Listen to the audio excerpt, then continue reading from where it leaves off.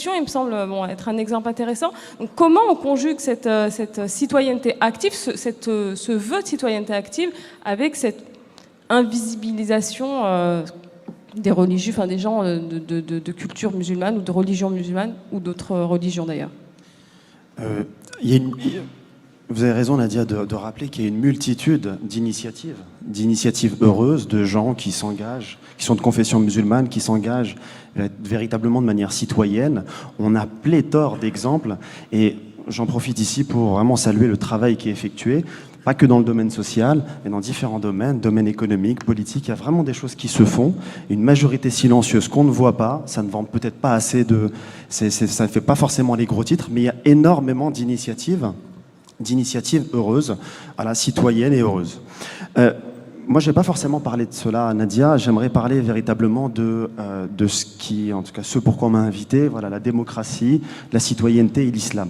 Et je pense aujourd'hui qu'on a des problèmes avec ces mots. On a des problèmes avec la notion de démocratie, la notion de citoyenneté.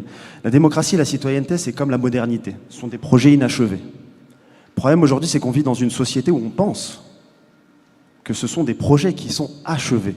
Et donc, on ne les pense plus. Comment peut-on considérer la démocratie et la citoyenneté comme des projets achevés quand vous avez des pères et des mères qui sont venus construire ce pays-là, qui travaillent depuis une quarantaine d'années et qui n'ont même pas le droit de voter? Comment peut-on considérer la citoyenneté comme un projet achevé ici, quand vous avez des pans entiers de la population française qui ne peuvent pas s'impliquer en tant que citoyens?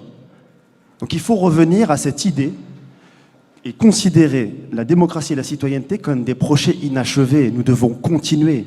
La citoyenneté de la démocratie athénienne à aujourd'hui, en passant par l'Empire romain, elle a toujours discriminé les femmes, les métèques, et encore aujourd'hui. Et ça, il faut le dire.